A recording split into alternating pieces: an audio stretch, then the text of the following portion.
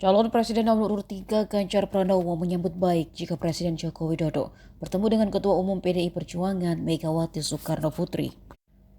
Setelah kabar Presiden Jokowi meminta Sri Sultan Hamengkubuwono X untuk memfasilitasi pertemuannya dengan Megawati benar adanya.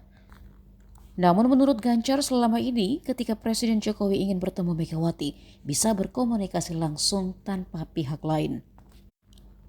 Mantan Gubernur Jawa Tengah itu mengaku tidak mengetahui maksud Jokowi untuk bertemu Megawati. Sebelumnya Sri Sultan Hamengkubuwono membenarkan Presiden Jokowi meminta padanya untuk memfasilitasi pertemuan dengan Megawati. Sri Sultan menegaskan pertemuan dengan Megawati merupakan inisiatif dari Presiden Jokowi, sementara ia hanya diminta sebagai fasilitator.